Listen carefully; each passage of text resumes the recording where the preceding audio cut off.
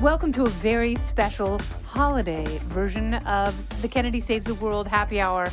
Peter Suderman is back. He's back because we need him on this holiday wall, and our lives would be incomplete without some sort of mocktail holiday guidance. I see eggs on the table. I'm very excited about that. That's right. We're going to put a whole egg in a drink. So probably if you like cocktails, if you know anything about cocktails at all, you've heard of a drink called a Manhattan. Yes. Basic Manhattan is 2 ounces of whiskey. Usually it's rye, but it can be bourbon or something else. And then 1 ounce of sweet vermouth, couple dashes of bitters, right? So that's how you do it. But what we're going to do is we're going to take that drink and we're going to shake it with a whole egg.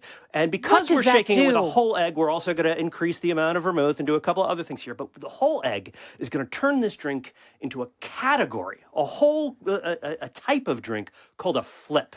What is a flip? I've not heard of it, Peter. So this is so exciting. Maybe you've heard of eggnog. Yes. Right? So eggnog is actually a historical cocktail, not just the stuff you get at the grocery store that's kind of weird and maybe a little bit gross, and you're like, oh, this is the office party eggnog. Nope, it's not like that. Real eggnog is made with milk and eggs, kind of whipped together with booze. And this was a cocktail.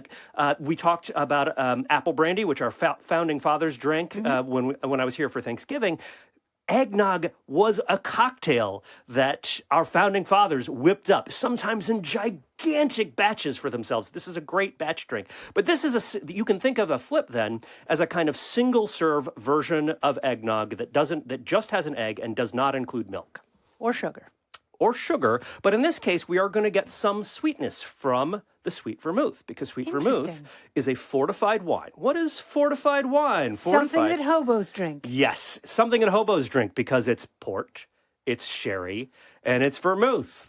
And port, sherry, and vermouth all have a little bit of added grain spirit, almost like vodka, something like that, that has been mixed in. That's why they're a little higher proof. And then they typically have some sort of spice element, right? Some flavors, especially with the vermouth. You're getting all these kind of spice. That's what makes it great for Christmas, is because sweet vermouth in particular has these Christmas spice elements. And then some sort of sugar, right? And so it's a sort of sweet, strong, spicy wine. That sounds lovely. So is eggnog typically made? When do you make eggnog? Someone asked me the other day, and they were like, I'm making my own eggnog. And I was like, I like it with bourbon.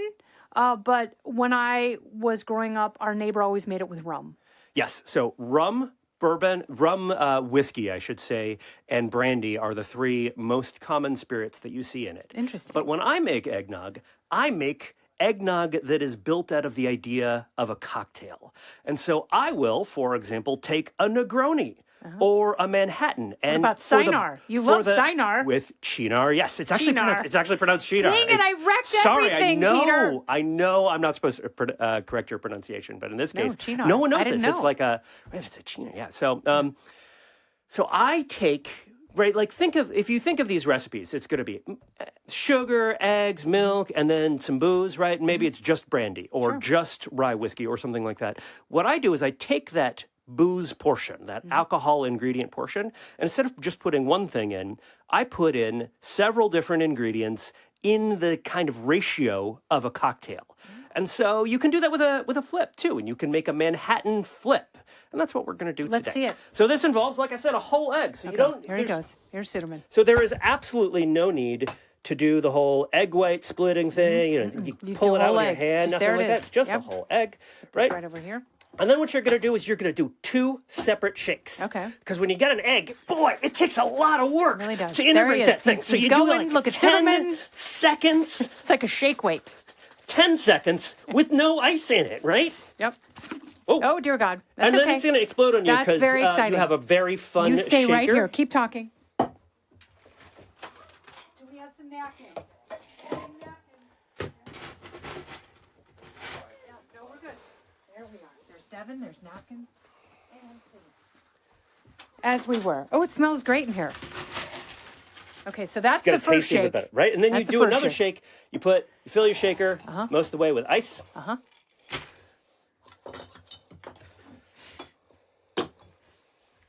And you shake it one more time for about another 10 seconds. Shaky, shaky. And I count in my head. Check it out, check it out. 7, check it out. 8, 9, 10. And then you strain it out. You're straining? Oh my gosh, that is beautiful.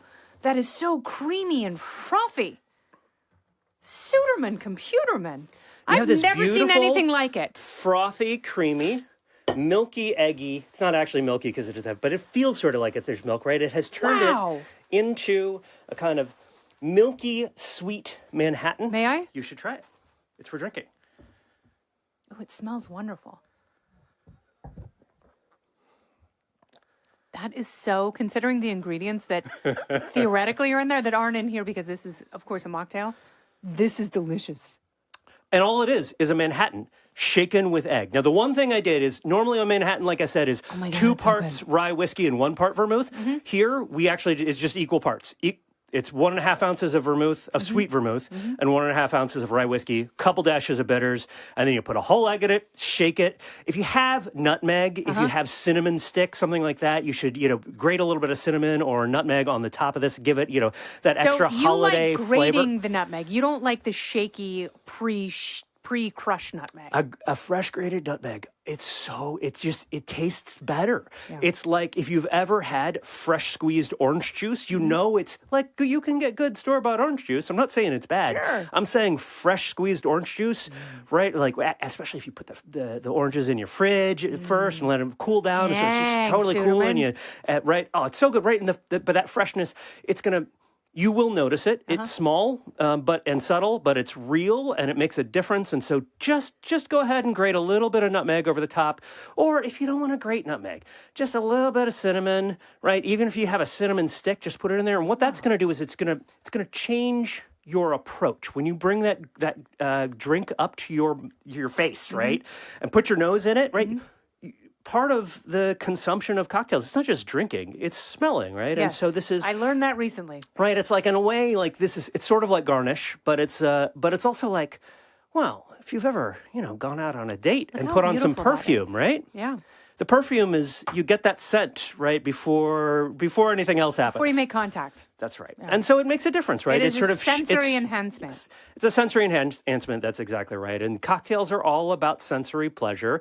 And Christmas is the holidays is a great time to enjoy that and to take time with something that might seem a little strange, might seem like it takes a little bit more work. But I promise you can make one of these in 5 minutes or less, and once you learn how to do it, once you've done it once, the second one's going to take you 2 minutes. Can you make eggnog in a Vitamix? You can. You can make eggnog in pretty much any decent quality blender or mixer. Will you walk me through eggnog? Oh, it's complicated, but it's basically you're going to start with eggs and milk and sugar. And if you look up my eggnog recipes on cocktailswithsuderman.substack.com, I show you how to do this. And everyone should subscribe to that because it is worth it.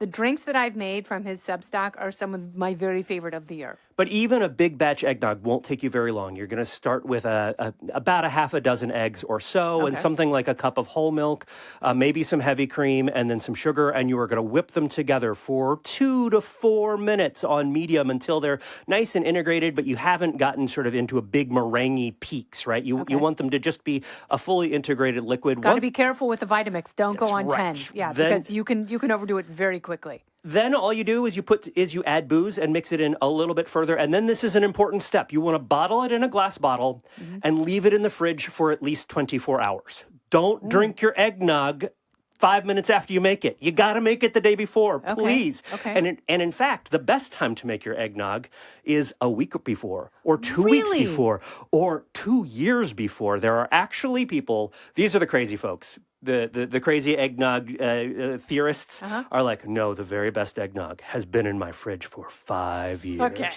That's too much. But in fact, you can't. I could do 2 weeks. Yeah. I think that sounds great. I'm going to have a little bit of a holiday get together with some of my neighbors, and I made a lot of Baileys last year.